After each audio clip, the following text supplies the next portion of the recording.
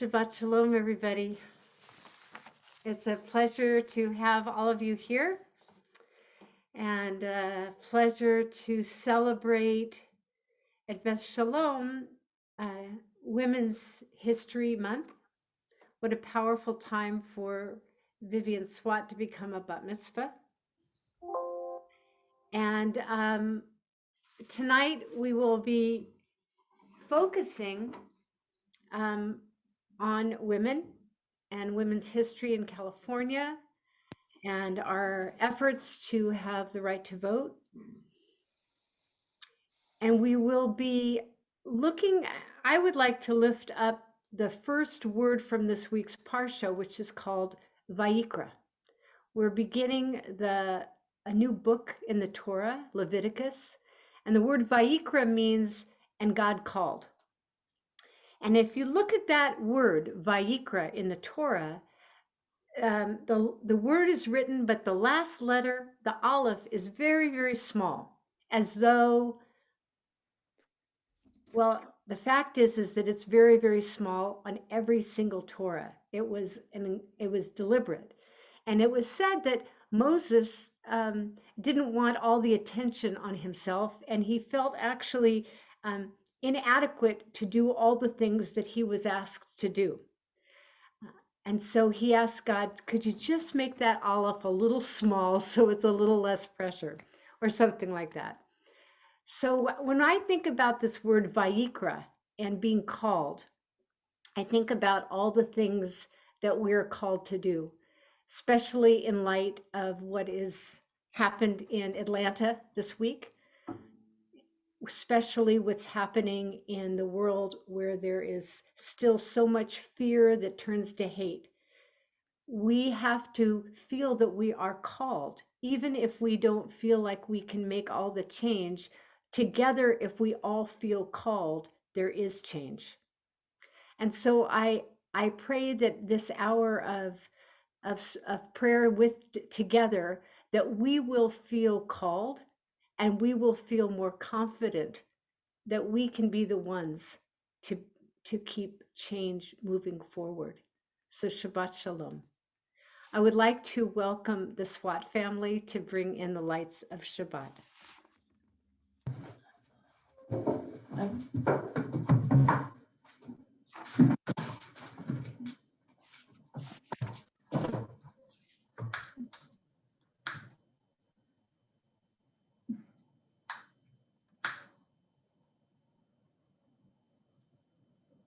Higher.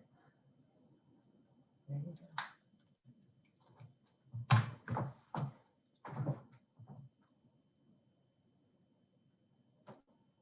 Baruch atah Adonai Eloheinu melech haolam asher kiddushanu b'mitzvotav v'tzivanu le'adlik ner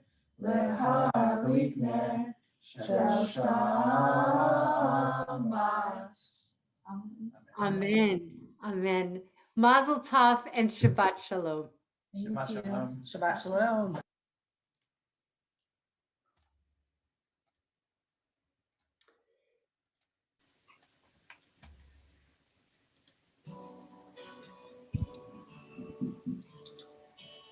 A little louder, Rick.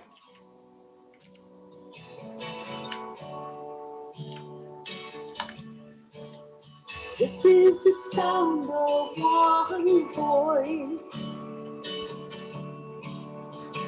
one spirit, one voice, the sound of one who makes a choice. This is the sound of one voice. This is the sound of one voice.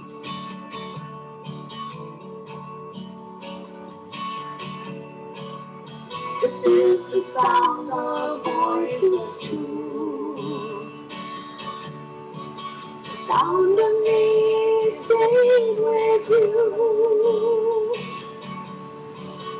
helping each other to make it through. sound of voices too. This is the sound of voices too.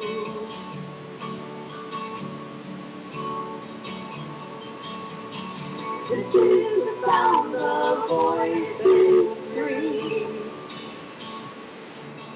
Singing together in harmony. Surrendering to the mystery. This is the sound of voices three. This is the sound of voices three.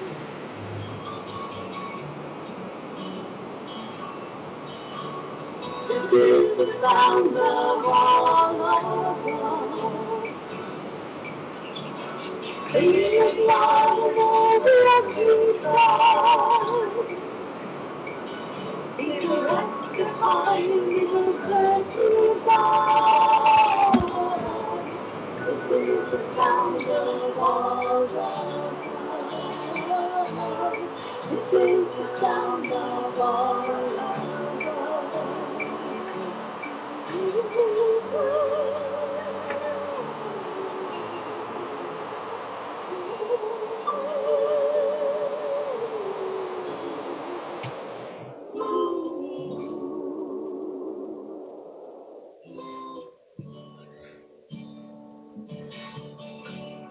This is the sound of one voice,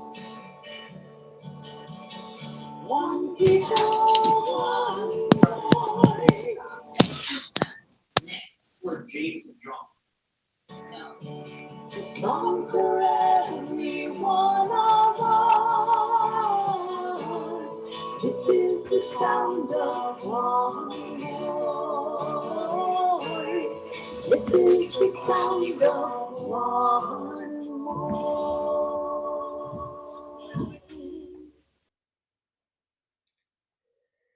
So I want to thank David Meyer and Sherry Meyer and Meryl Shader for joining me on One Voice. And thank you, Rick, for finding those powerful images to express the song. Asher lo hayam v'hu asahu, li'abeshet yadav yatsaru. The sea is of the divine, and divine hands form the dry land. Asher lo hayam v'hu asahu, Asher lo hayam v'hu asahu, ve'abeshet yadav yatsaru, ve'abeshet yadav yatsaru. Please join me at home.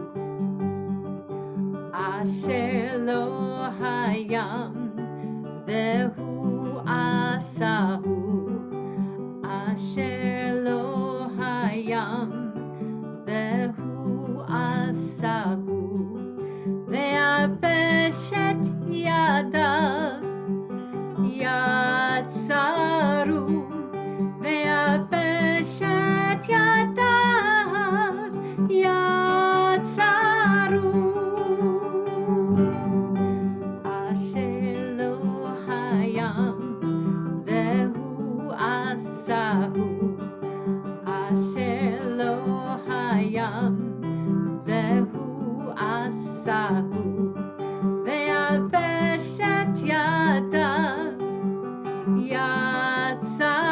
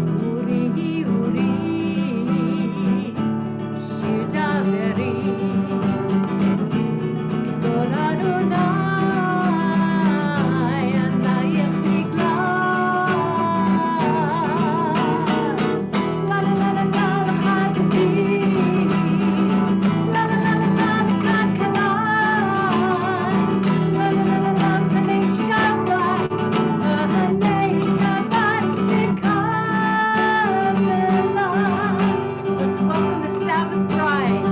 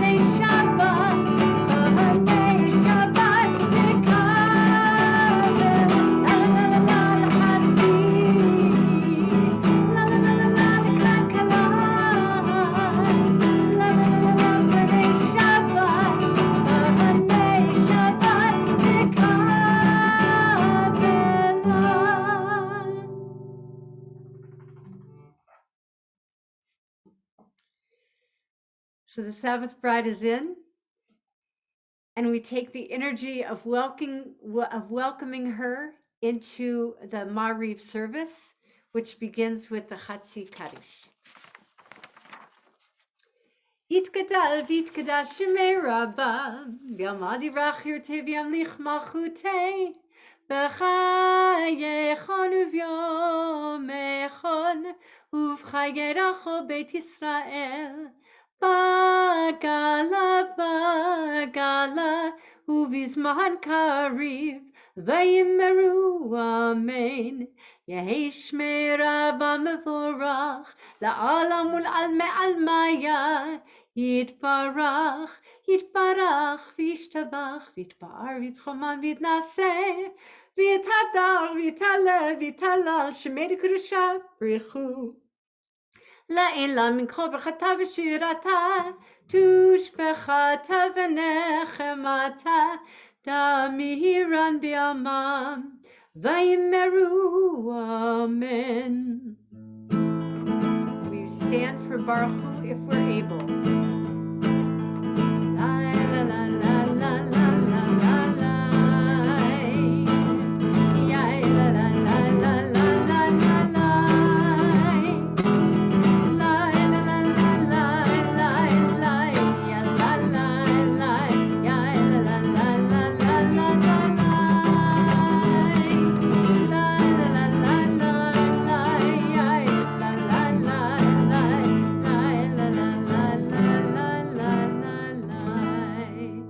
Barechu et Adonai Hamevorach.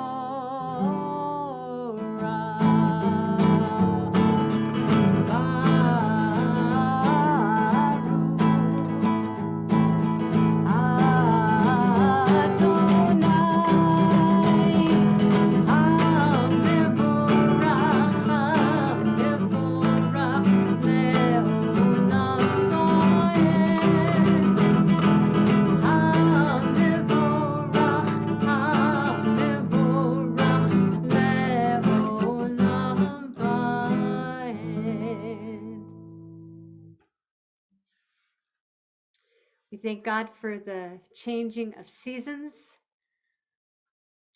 Bob Bennett, would you read this in English, please? Blessed are you, Adonai, our God, ruler of the universe, who speaks the evening into being, skillfully opens the gates, thoughtfully alters the time and changes the season, and arranges the stars in their heavenly courses according to plan.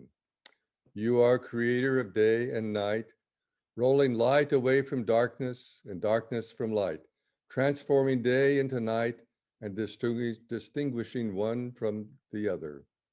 Adonai Tizavot, is your name, ever-living God. May you reign continually over us into eternity. Blessed are you, Adonai, who brings on evening. Baruch atah Adonai hama'ariv arevim. Thank you. Ahavat olam Beit Yisrael Amcha ahavta Amcha ahavta Torah u'mitzvot Chukim u'mishpatim Otanu limadta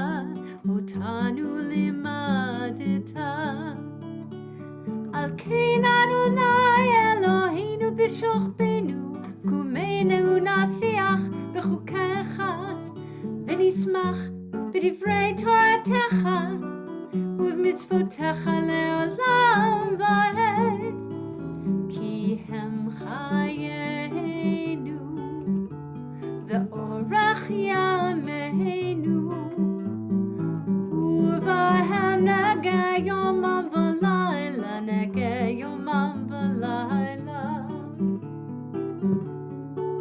ואהבתך אל תסיר ממנו לעולמי ברוך אתה אדוני אוהב עמו ישראל אוהב עמו ישראל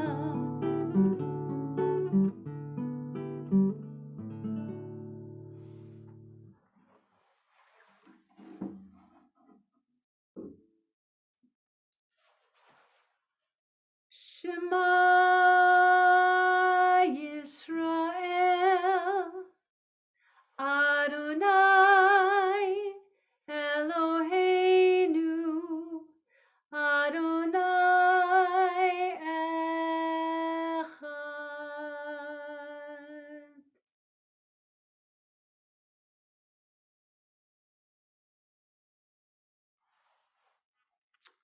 Vivian, if you would guide us in V'ahavta.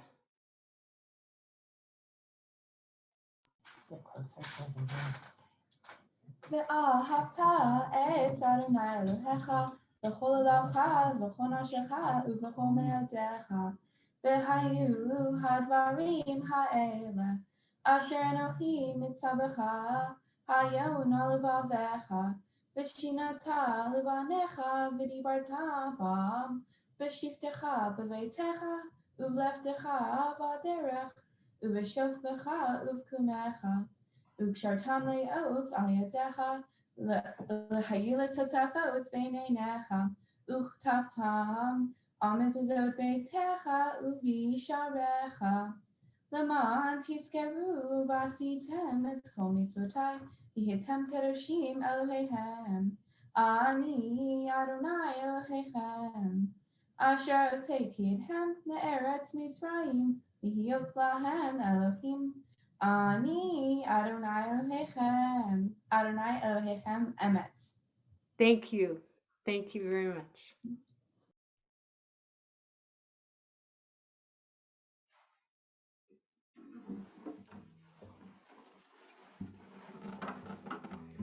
The courage of these women. Mi chamocha ba'elim Adonai, mi kamocha neda b'kodesh, nora tehilot osefele, nora tehilot osefele. Malchut tichara uvanecha, bokei hayam nivneu Moshe.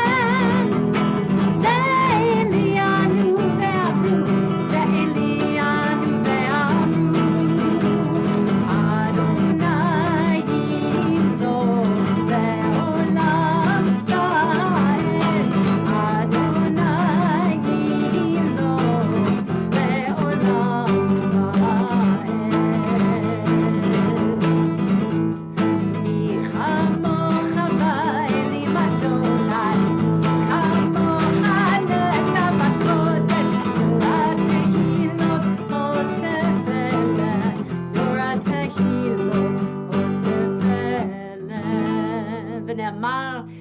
Yada Adonai et Yaakov ugalo miyad chazak mimenu. Baruch atah Adonai, Ga'al Yisrael.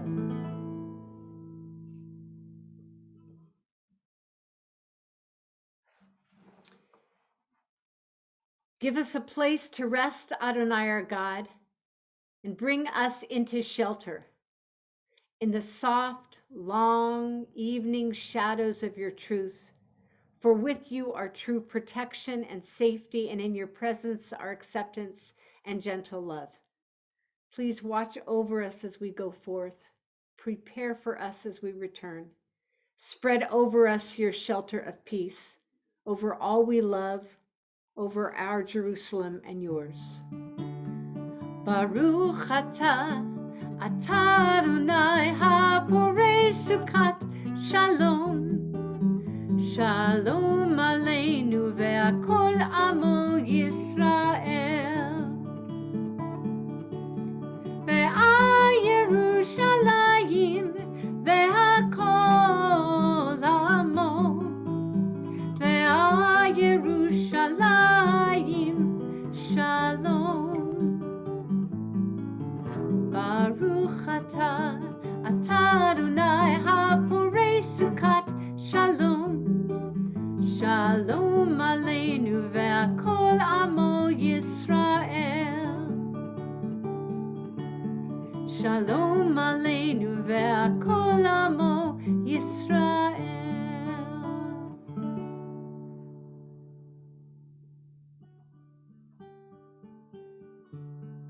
V'shamru b'nei Yisrael et ha-Shabbat. Lasot et ha-Shabbat לדורותם. Berit olam ביני ובין בני ישראל אותי לעולם.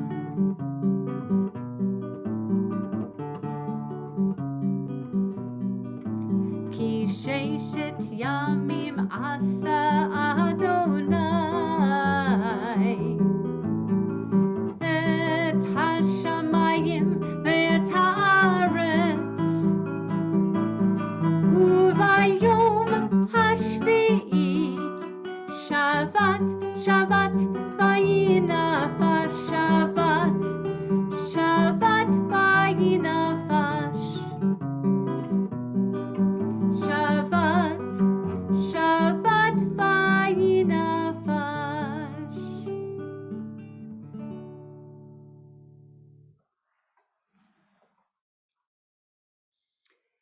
As we affirm Shabbat that we keep every week, and we feel strengthened by that, we're ready to enter into tefillah. So if you are able, please stand, and if you are not standing, you can just lift your heart and we'll join together. We take 3 steps back, 3 steps forward, and then we chant, ending in silent prayer. Adonai sifatai tiftach ufi yagid tehilatecha. Baruch atah Adonai Eloheinu v'Elohei avotenu v'imotenu, Elohei Avraham, Elohei Yitzchak, v'Elohei Yaakov, Elohei Sarah, Elohei Rivka, Elohei Rachel, v'Elohei Leah.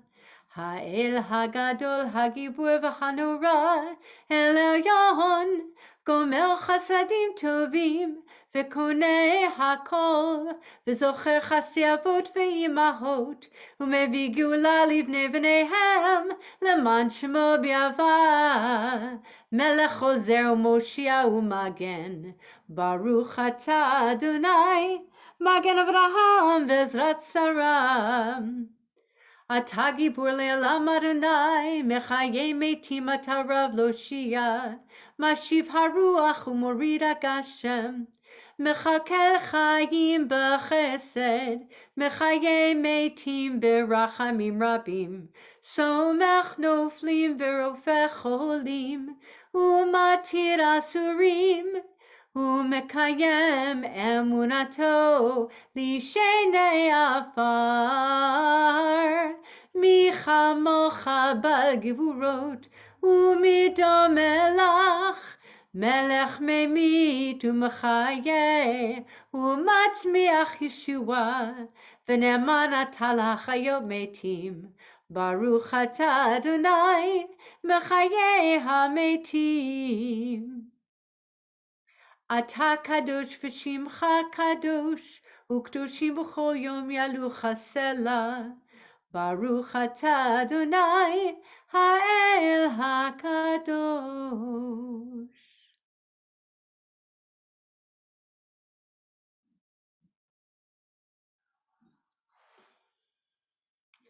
Sherry Meyer, would you read this, please? Disturb us, Adonai. Ruffle us from our complacency. Make us dissatisfied.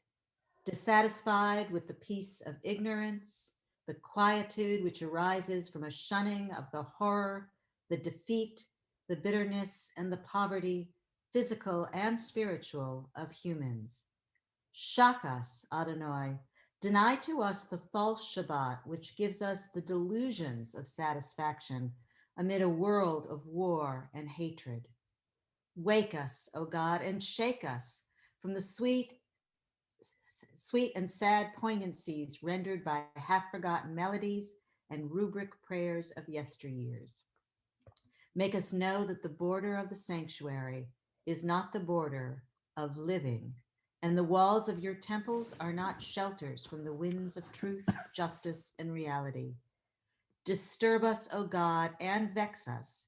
Let not your Shabbat be a day of torpor and slumber. Let it be a time to be stirred and spurred to action.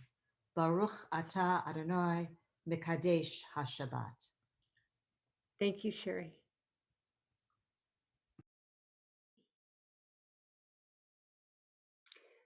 Ritzei Adonai Eloheinu ba'amecha Yisrael u'tefilatam bi'ahava tekabel u'tahil ratzon tamid avodat Yisrael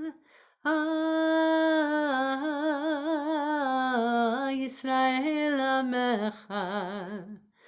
Baruch atah Adonai she'otecha levadecha ba'yira navod navod navod.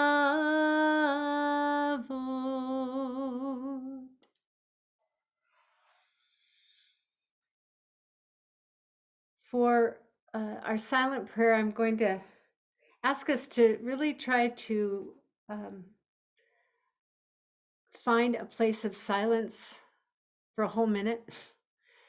And this image is so beautiful, but perhaps closing your eyes, allowing yourself to just reflect on what's up for you. What is it that you're being called to do? What do you need to respond? Or just find some place to watch yourself breathe.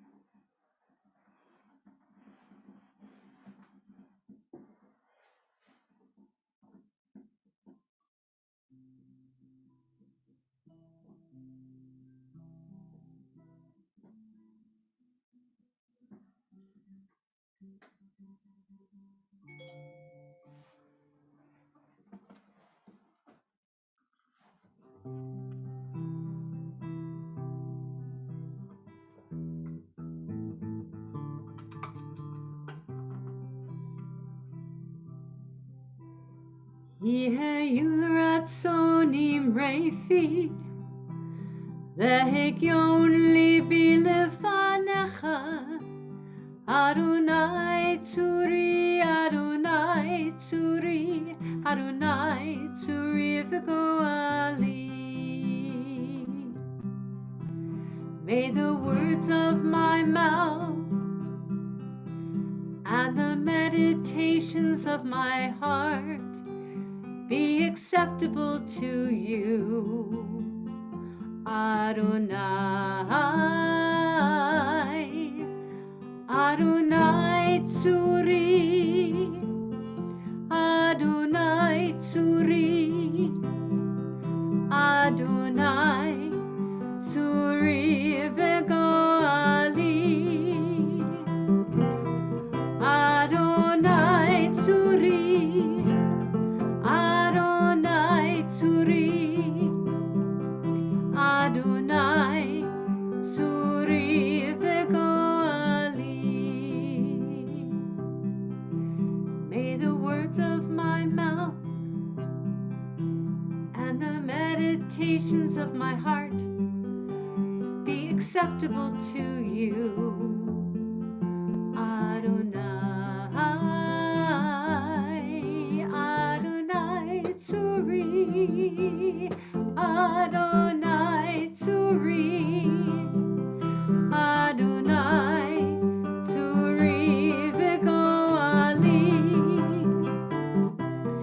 Adonai tzuri, Adonai tzuri, Adonai tzuri v'goali.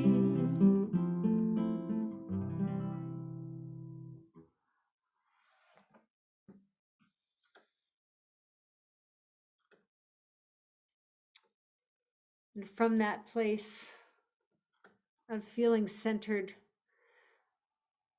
with Adonai tzuri as God is our rock, we send out love to Marcia Cass and Kara Keeley Frampton, Yossi Ben Sella, Marty Zimmerman, Wendy Phoenix, David Ash, Martin Gershwitz, Robin Knuckles, and Julie Hoffman, Raul Saavedra, Shlomo Ben Rochalea, Alan Swislow, Sky Snyder, Trevor Snyder, June Sangregat, Kevin Kreis, Marcia Albium, Celine Walker, Carol Hepper, Michael White, Tony Maynard,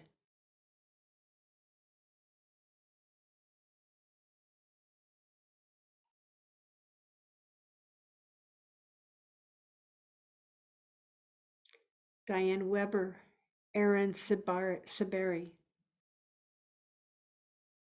Cindy Schwartz,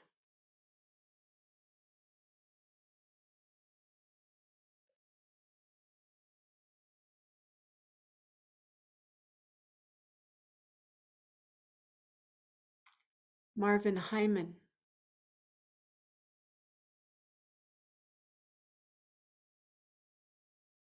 Stanley Carter, Mara Bernstein,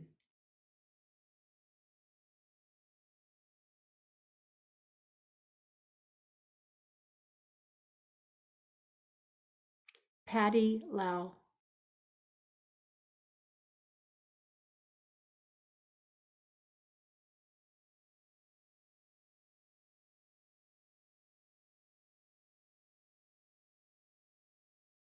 Peter Ulrich,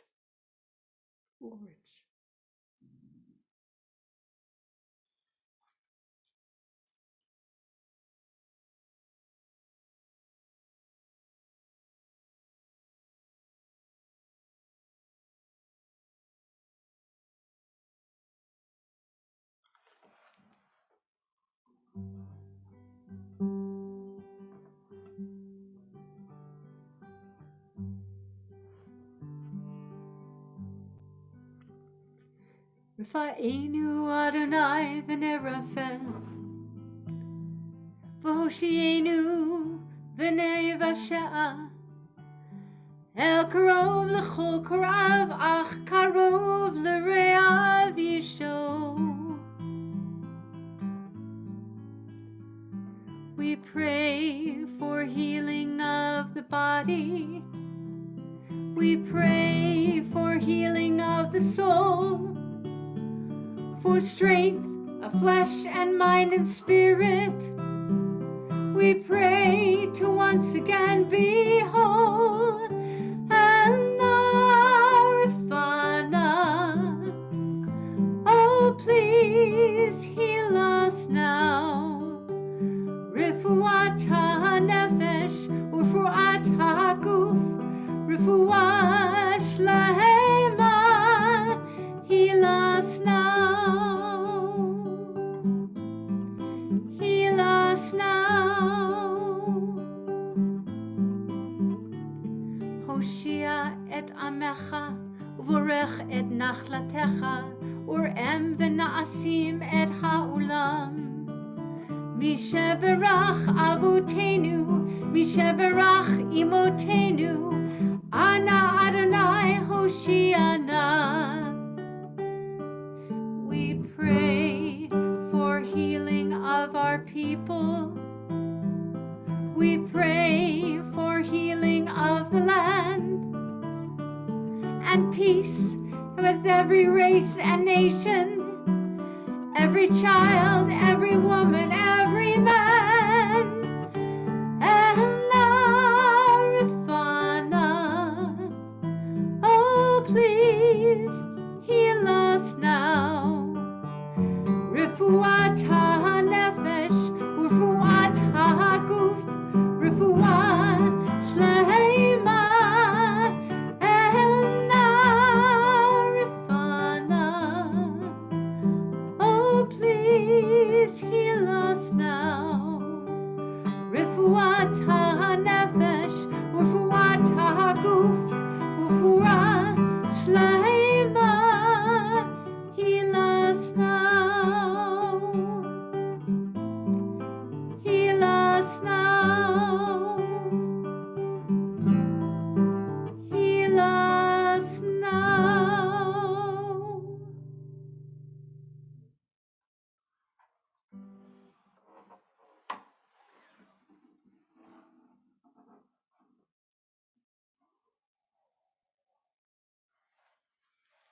Would like to welcome Jeannie Appel, who is going to welcome and introduce tonight's speaker.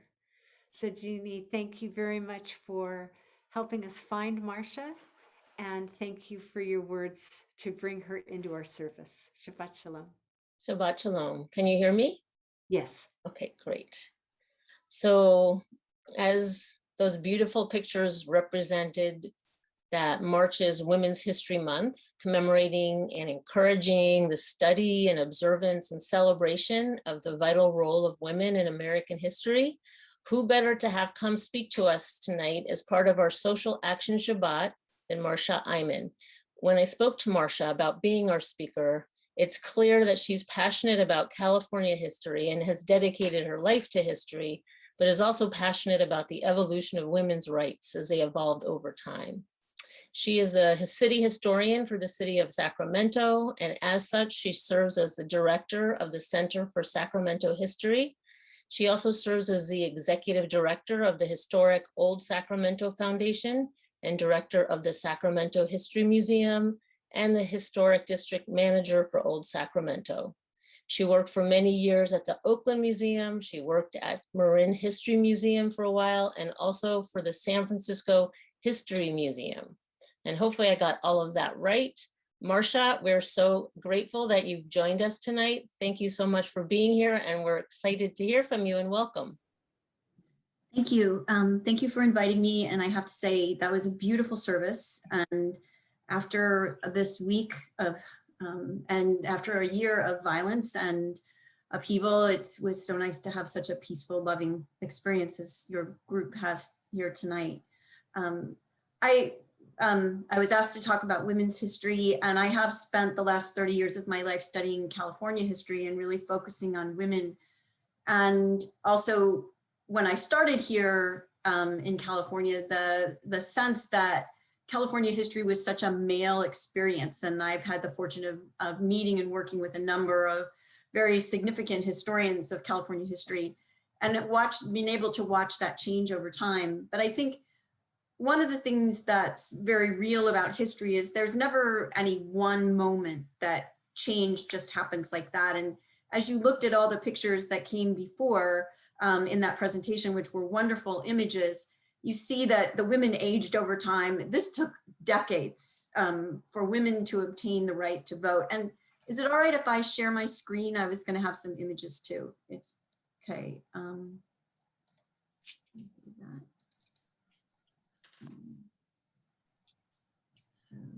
I can't find my slideshow. Okay, come on.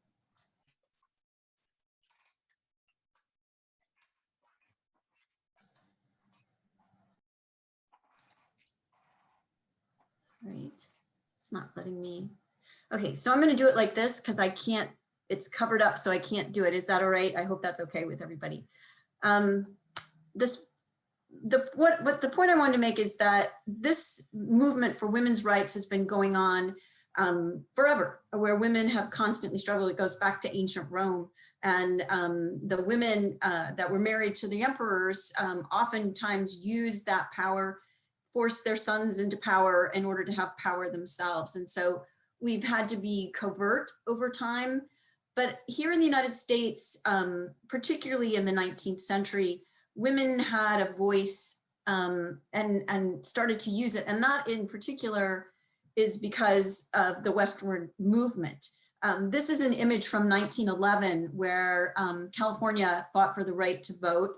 And I love this image because it shows you how the movement is not moving from east to west for women's suffrage, it moved from west to east.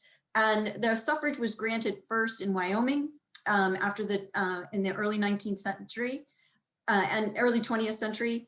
And California followed. I think 1906 was Wyoming, and then 1911 is when California gave women the right for suffrage.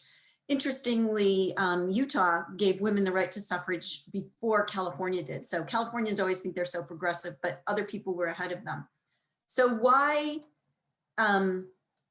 was why did it happen in the West? And I think one of the important things to understand about that in the gold rush era is that when women came west, they were essential to establishing a lifestyle here.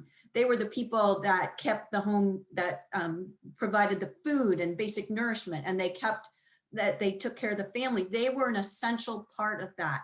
And I like to think of, and if you look at the gold rush era, you'll see that women here in California were given certain rights that they didn't have back east. One was the right for inheriting property.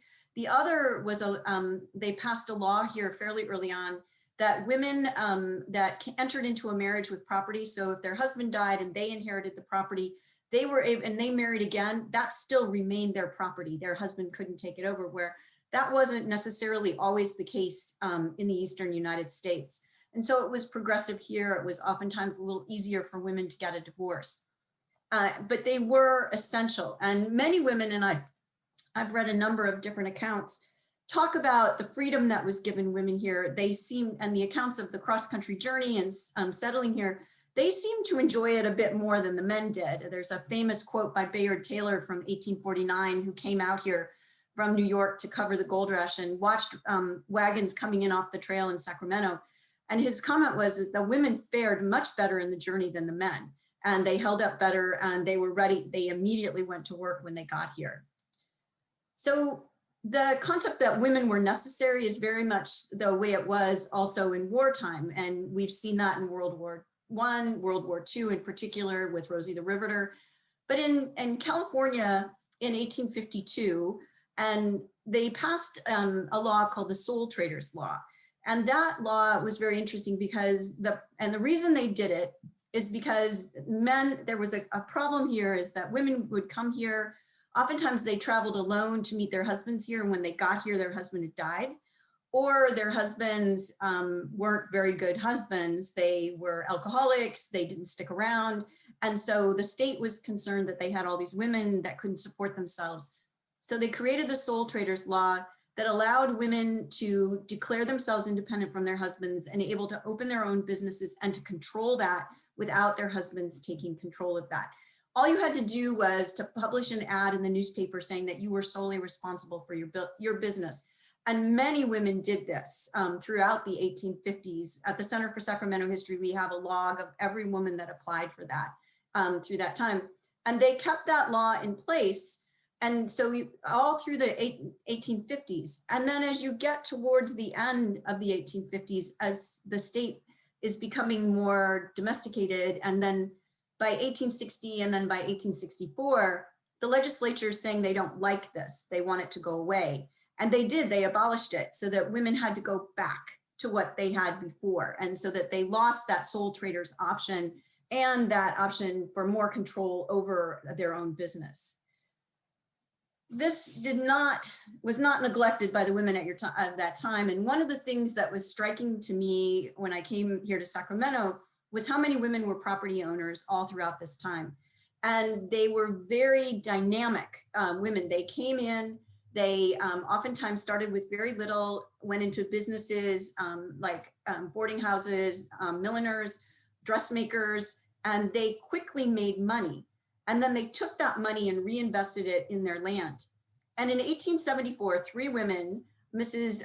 Waterhouse, Lucy P. Kreitz, and Lorinda Washburn, filed this complaint in the Sacramento Union, claiming taxation without representation and saying they wouldn't pay their taxes because they didn't have a right to vote. And they were stating that they were arguing for the very same reason that we fought a Revolutionary War, is that they didn't believe that they should be taxed without that. It's quite, and I think a lot of it is covered up because of but it's quite a dramatic statement. And this was not uncommon. These were all very strong women. And L.G. Waterhouse and Lorinda Washburn owned a number of buildings in what is now Old Sacramento. And when Lorinda Washburn died in the 1890s, she was listed in her obituary was in the New York Times, and she was listed as one of the wealthiest women in America at that time. So it shows you how dynamic these women were, but yet they were unable to vote. So the first time California women tried to vote, pass the law was in 1896. And they made a gallant effort, but they were defeated. And the reason they were defeated was because the liquor lobbyists were so strong that they, particularly in the cities like San Francisco, Sacramento, and LA, they worked really hard and they fought it. And they were able to squash it in 1896. And it was very devastating to the women at the time. But what they did, and they decided that they were going to restructure how they were going to do things. And they started reorganizing and they got stronger. And then in 1911, they had a progressive governor come in, and he was open to the fact of looking at women's suffrage again. And so they made a concerted effort. And this time, technology had changed. This time they utilized automobiles, they utilized the telegraph and all of forms of communication and newspapers to get the word out. And it was a strong effort statewide. And it was interesting because the night of the election, they were losing. And they were, once again, they thought, okay, we're going to go down in defeat because the liquor lobbies are so powerful. And the votes came in again from the cities, and San Francisco went against it. LA went against it. Sacramento went against it. And they were like, that night they went to bed and thought that they had lost. The next morning when they got up, they discovered that all the rural votes had come in, and that was how it put them over the edge. And they won the right to suffrage by 3,000 votes. And so it was this powerful thing where women organized, they went from city to city and did all that, but it was in the rural economies that women were already active. They owned their own farms, they were progressive, and they were controlling their lives. And they were part of the local organizations. And those people recognized that they deserved the right to vote. And it wasn't from our progressive cities that they got that right. It was from the rural communities. So again, that push-pull in history. And then I wanted, because a lot of people don't know about this, is in 1907, there was an expatriation act that was passed at the federal level. And what that meant was if you as a woman married a man who was not a US citizen, you lost your citizenship. And if you went and moved out of the country and then decided to come back, you had to re-petition to get your citizenship back. We have a number of these cases in our files in the county records where women are coming back in and they're petitioning for their citizenship. And this was a law that there was no mercy to it. And actually, if any of you were familiar with President Grant, his only daughter married an Englishman and moved to England. And when her marriage failed, she had to re-petition for her citizenship to come back into the United States and to be a citizen. So, and I find that fascinating that a former president's daughter had to re-petition for her own citizenship. That would stay on the books. Okay, this was not something that was relegated to the early 20th century. That would stay on the books through the 1940s. So I'm supposed to make this short, so I'm moving through this quickly. And I wanted to put up this last one, the taming of the shrew, because one of the things that I recently was exposed to a scholar who's out of New York, a Shakespeare scholar. And he talks about how Shakespeare really represents what's going on in our country. So what Shakespeare plays you're watching at that time really reflects the trends that are going on in the United States. In post-war USA, World War II, right after the war, The Taming of the Shrew became the #1 Shakespeare play that was going on in the United States. And it went on to create a movie called Kiss Me, Kate. That was a huge, huge hit. That was a Broadway play, and then it went on to become a movie. And so you had Taming of the Shrew being played all throughout the United States. Then you had Kiss Me, Kate come on Broadway, and then the movie come out. And this was a direct reaction to World War II, where women had been in their workplace. And the whole concept of this Shakespeare play was women going back into their place. And the late 1940s and 1950s was all about women going back. And again, it's that push, pull of you take so many steps forward and then you take so many steps back. But then again, in the 1960s, it pushes forward again with the feminist movement coming into place. But I wanted to kind of end with The Taming of the Shrew, kind of that concept of women that could be controlled. And that effort that took place in post World War II America, and giving that point. And you can look at what we've been going through in the last 5 years with the Me Too movement coming out, and that those issues are still coming forward. The rights of Black Americans, and that they've been going through the same thing. They make progress, they step back. They make progress, they step back. And it's this, historians are discussing this. And I would, if any of you haven't read, it's a book called Stamped from the Beginning, which is a history of racism in the United States. It's a powerful book, and you realize and the same thing can be said about looking at women, because the whole gender issues are very deeply ingrained in our society, as well as racism as well. But we continue that ever-growing evolution. And the positive side is we tend to come out on the more progressive side and to continue to move forward. And that's something that we must continue to do. Historically, we've done it, and hopefully we'll proceed into the future. So that's my quick presentation. You said 10 minutes. Oh my goodness, Marcia, we could listen to you. I could listen to you for so much longer. And I feel like it's like an appetizer. I'm hungry for more. I really want to know more. And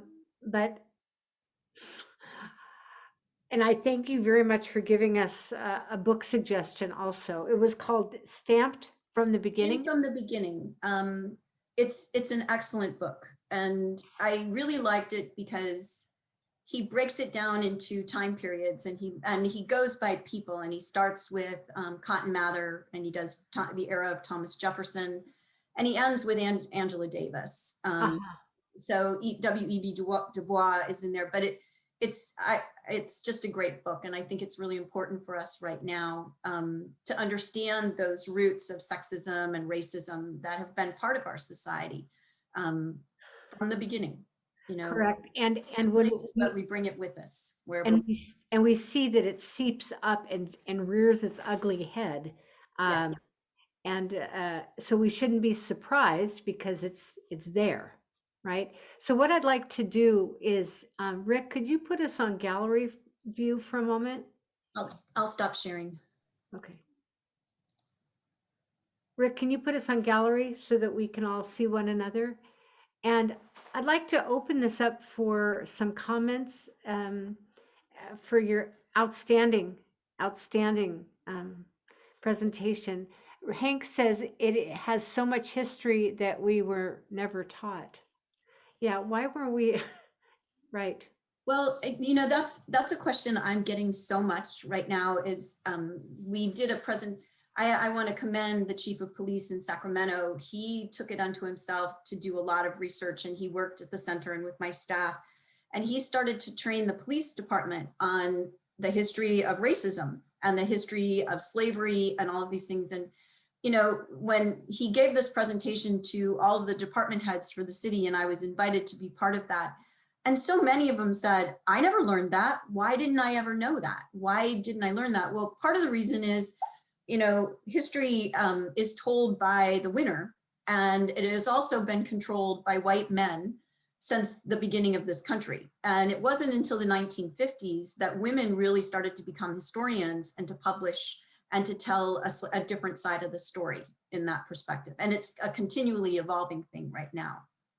Sorry, I have a brand new puppy that I just got today. And if you hear her squeak, oh my goodness, I'm the only one home. And if she's not on my lap, she cries. So, and she's right now. So if you hear something, that's what it is. We understand. Do we have any, you know, I think there's a number of us, all of us actually, that would prefer the 3-day version of learning with you. But if there are some questions that we can lift up right now for Marcia, this would be the time. Sharon.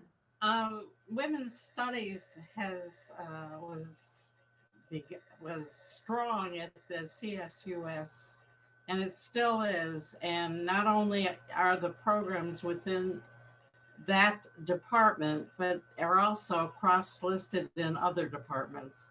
And there are a lot of women scholars and others who know this history and are pushing for it, but we lived this. Yes. And I'm very happy that you spoke about it. Yeah, I think I've been working with some professors from UC Davis, and one of the discussions we've had is, because people say that all the time, why didn't I learn this in school? And I have to say, I really believe our education system has failed us because we haven't taught our children the history that's there, that really exists. So that, and I think there's a lot of historians now that are saying part of the reason we're in the situation that we're in is that Americans have been taught a history that feeds into our national identity, but doesn't necessarily do us justice and help us deal with the critical issues of who we are. You know, there's years ago when I was in graduate school, I had to read a book called History in Three Keys, which was about the Boxer Rebellion in China. And, you know, the historian who wrote that, he said that history comes as a narrative, that these events happened at this time. The next are personal accounts. And the last version, the third key, is myth. And every society creates a myth about themselves. And we in California have a myth about our founding and who we are and all of them great men. And hence that last summer when all the protest was going on about the John Sutter statue. No one knows who John Sutter is. It's a myth that was created and no one knows who the real person is. And so we really have to work to educate our children so that they understand that. And we need to be a lot more careful of who we put statues up of. Amen to that. Amen to that. Boy, we have to be so vigilant. You snooze and it grows, right? Any other questions or comments for Marcia? Can I Yes. offer a comment? Who is that? This is Oh, Steve. yes. This Hi, is Steve. Steve. I just wanted to say, Marcia, I enjoyed your presentation. It's funny when you're talking about the 1911 election, that was a special election that gave women the vote. And it was a prominent Jewish woman in San Francisco, Selena Solomons, who played a huge, huge role in that. And she was fascinating because she came from a very prominent family that went back to the 1400s. They were expelled from Spain in 1492, and they settled elsewhere in Europe. And then finally, she ends up in San Francisco. And she understood that one of the problems with that 1896 campaign that you referenced was that it was basically the elite white women in San Francisco, Northern California primarily, that ran the campaign, and they didn't try to involve rank and file, regular women into the campaign at all. And she started an organization called Votes for Women in a loft on Sutter Street, and she invited all the clerks and the waitresses and all the working women in San Francisco to her loft for lunch, and lunch was like 5 cents. I mean, it was so inexpensive. And while they were there, they were given handout material to take back to their homes and their fathers and their boyfriends and their brothers. And so she really connected with the working class, and the working class came through for the women in that election. Yeah, she was a real grassroots organizer, is what we know today. Yeah. Yes. Thank you, Steve. Anyone else?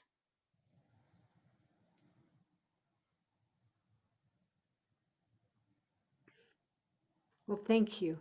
Thank you, Marcia. You know, I want to say that, you know, given this week, right, how essential it is for us to pay attention to the struggle that was and the struggle that is ongoing. And very perfect timing to have you. Thank you. Thank you. Thank you. My pleasure. Thank you for inviting me. Yes, please stay with us to the conclusion of the service, and thank you. Susan, did you have something you wanted to say? You're on off mute. Am I on for, I know I'm on. Not yet, not yet. Okay. Not yet. Okay. All right. All right. So right now we will just take in what you've shared with us. Do you want to show us that puppy? Do you want to? We'd love to see, you know. Oh. Okay, that's really cute. Thank you. Thank you. Sabbath peace, Shabbat Shalom to that puppy. All right, we're going to shift gears at this point into announcements. And Rick, if you could put, there you go. Susan, do you see the announcements? No, but I was given a copy. Okay, great. So yes, now I do see them. So again, thank you, Marcia. That was such really a fascinating talk. It was really everybody's pleasure. And as Rabbi said, and you could hear from the questions, we're really grateful for your participating with us. And so now on for what's happening at Congregation Beth Shalom. This weekend, there are a number of things happening. And tomorrow, first of all, at 9 a.m., there will be Torah study facilitated by Dr. Lucy Ezralu at 9 a.m. And then at 10 a.m. is Vivian Swatt's bat mitzvah. And then on Sunday, the Neshama educational program begins at 9 a.m. and Rabbi Nancy's Musar class begins this Sunday at 11 a.m. On Tuesday, we're having Tuesday morning coffee with Rabbi Nancy at 9 a.m. And in the evening, the Neshama program, the Teen Neshama program is meeting with guest Dana Kivel, PhD, from the Lavender Youth Recreation and Information Center. And she and Dana is speaking about LGBTQ plus at 6:30 p.m. This is open to all teens. So CBS teens, feel free to bring a friend. And now on to Passover. On Thursday evening, we're having a really great program on preparing for Passover. And I don't know how to say this properly, Bedikat Hametz program on Thursday, March 25th, 6:30 p.m. with presentations by Rabbi Nancy, Sherry Meyer, and I hear there will be a cooking demonstration by Matt and Oscar Kurtz. And then on Saturday, you can pick up your goodies for the fundraiser at your appointed time, and then have your first night of Passover enjoying the great foods from our fundraiser and whatever else you prepared. And then for the second night of Passover, our community Seder on the 28th starts at 6 p.m. and ends with a special presentation at 7:30 p.m. Slavery to Redemption, a toast to Elijah and Miriam, facilitated by Robin Ash.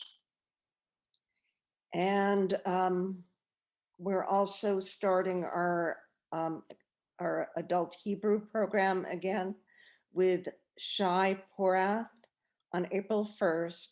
He'll be teaching conversational Hebrew and translation and meeting of the Shabbat prayers. One other item is that the Neshama and social action programs are promoting an online donation program for the Sacramento LGBTQ Center. And so thank you very much, and Shabbat Shalom. Thank you, Susan. Susan is our chair of social action here at CBS, along with many other things that she does in the community. Thank you very much, Susan. So we will continue with our last two prayers, Aleinu, followed by the Kaddish prayer. Now, last Shabbat, we were blessed with Yoel Sykes and Cantor Shandel, who shared with us some melodies that we've incorporated into tonight's service. So the Aleinu, after the second paragraph, will have a special chant that they taught us. If you're able to stand, please do so for Aleinu. עלינו לשבח לאדון הכל, לתת גדולה ליוצר בראשית, שלא עשנו כגויי הארצות, ולא שמנו כמשפחות האדמה, שלא שם חלקנו כהם, וגורלנו ככל המונם, ואנחנו קוראים ומשתחווים ומודים, לפני מלך מלכי המלכים, הקדוש ברוך הוא. שהוא נוטה שמיים ויוסר הארץ, ומושב יקרו בשמיים ממעל, ושכינתו זו בגבהי מרומים. הוא אלוהינו אין עוד, אמת מלכנו אפס זולתו, ככתוב בתורתו, וידעת היום להשיבות אל לבבך, כי אדוני הוא האלוהים בשמיים ממעל, ועל הארץ מתחת עינות.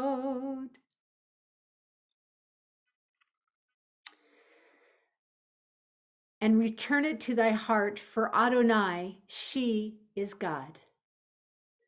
V'hashevota. V'hashevota.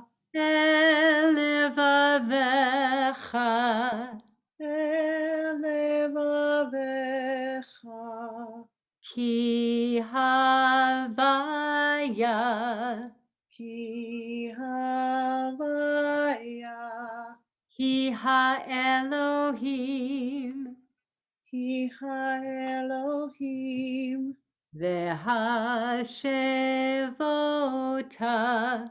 Vehashevota Elevavecha elevavecha ki havaya ki havaya ki ha-Elohim ki ha-Elohim V'ne'emar v'haya Adonai lemelech al kol haaretz bayom hahu yeh Adonai echad Ushmo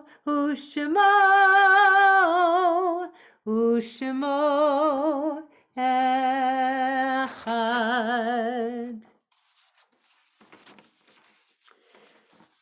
We turn our thoughts to those who have died very recently into the first 11 months. And I will begin with the names of those who were killed in Atlanta. Dai Yu Feng, Georgia Tan, Paul Andre Michels, Delana Ashley Yon, Young A. Yu, Sunha Kim, Hyun Jung Grant, Soon C. Park, Leroy Davis, great uncle of Eddie Appel, Sarah Everard, she's a woman in the United Kingdom this past week who was simply walking home and was killed on the way to her front door. We remember Christine Verano, beloved mother of Charlie. Anne Kilcrease, Gloria Dottie, Susan Blum, Jerome Marvin Hyman, Ivan Krakowski, Michael Salmon, Frank Ketchel, Patrick Ashley, Alfredo Laniado, Beatrice Masad, Dean Myrtle, Alberto Arab Cohen, Kathy Klein, Samuel Alberto Apasoa, Herb Glassman, Lori Malkin Zidell, Bella Berkovich, Brian Ginsberg, Rebecca Yabif Segura to Apasoa. And we remember with love the yard sites. Sharon Abilovitz, mother of Sheila Abilovitz, Lillian Kushner, Sheila Korn, aunt of Deborah Mintz Sullivan, Bernard Wexler, husband of Sylvia Wexler and my father, Carmel Delenga, mother of Katrina Delenga Schwartz, Nancy Ann Mueller, mother of Brian Mueller, Jean Nelson, aunt of Robin Gillette, Lily Gershenson, grandmother of Moria Herning, Edward Chison, Barbara Capitman, Patricia Stick, Helen Cohan, mother of Holly Ilfeld, Alice Davis, grandmother of Deborah Davis, Maury Einhorn, father of Jeffrey Einhorn, Bertram Slanoff, grandfather of Rosie Zarchi, and Rosalind Slanoff, grandmother of Rosie Sarchi. Suki Hoffman, sister-in-law of Julie Hoffman, and Sam Minkin, father of Rhea Adler. Are there any other yard sites or recent deaths in our community? Please use the chat.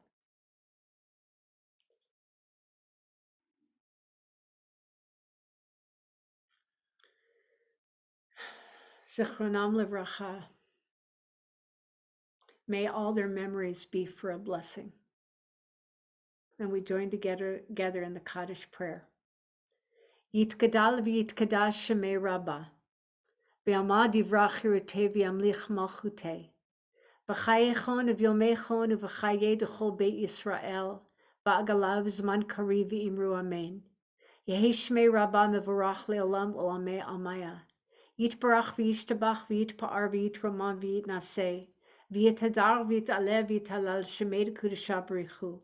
La'ela min kol birchata v'shirata. Tushbachata v'nechamata. Damiran be'ama v'imru amen. Yehi shlama rabba min shemaya v'chayim aleinu v'akol Yisrael v'imru amen. Oseh shalom b'mramav. Hu ya'aseh shalom. Aleinu v'akol Yisrael v'akol yoshvei tevel v'imru amen. And so we have so many different experiences and feelings in a service.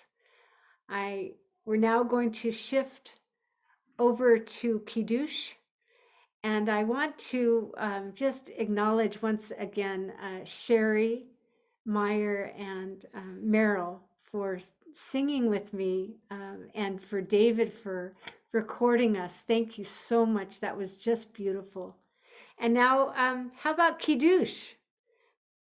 The dad of the bat mitzvah. Okay. Baruch atah Adonai Eloheinu melech haolam borei peri hagafen.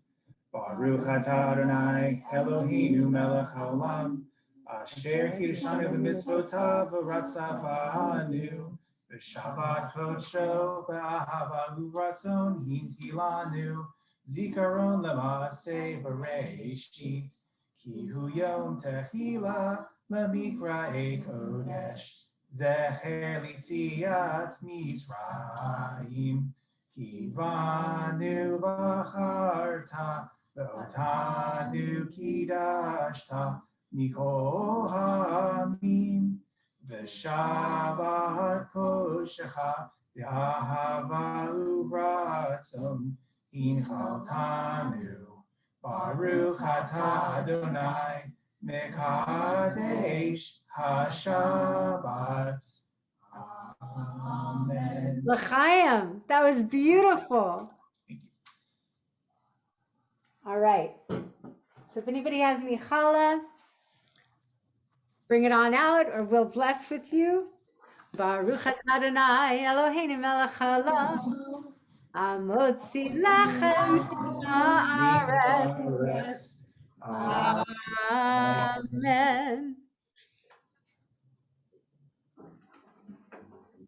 So our closing song will be Oseh Shalom.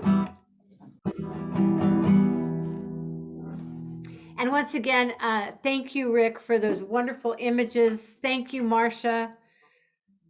We would love to have you back and teach us more. So thank you so much. And let's remember the Parsha of Vayikra. You know, we are called. Let's listen and respond together. Oseh Shalom b'mroma, Hu yaseh shalom aleinu, ve'akol Yisrael, ve'akol yoshvei tevel, ve'imru amen. Oseh Shalom b'mroma, Hu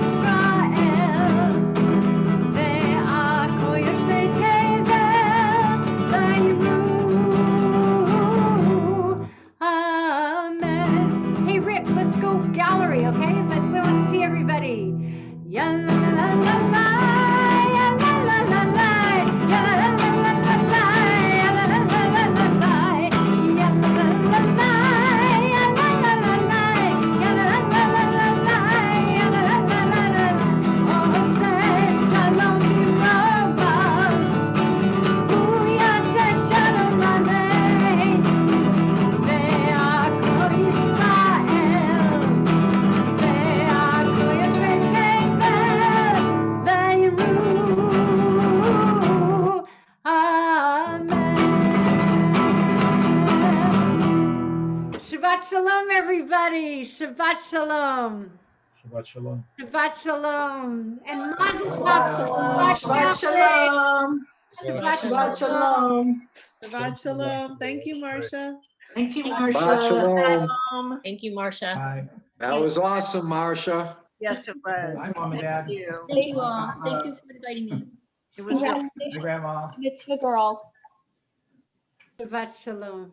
Shabbat Shalom. Shalom. Shabbat Shalom. Looking tomorrow. We'll see you tomorrow. Yes, I can't wait. it will be great. She'll do a great job. Oh, for sure. No kidding. Yeah. For sure. And Charlie, Yeah, Verano family, sorry for your loss. yes. Thank you, Susan. Oh, yeah. I've been thinking of you. Okay. All righty. Bye, everybody. Thank you so much. Jeannie, it was Shabbat Shalom. Shabbat Shalom, Louisette. Shabbat Shalom, Lisa. Watch another Jewish film. Shabbat Shalom, Louisette. yes, another watch the Jewish Film Festival. The one Lots on of the good Blue stuff. Note record label was really great last Which night. one? Which on one? the Blue Note record label. The two. Oh, Jewish- It Must Swing. Yeah, it was. I didn't know the history. It was awesome. Blue Note. Shabbat Shalom, everybody. Who knew?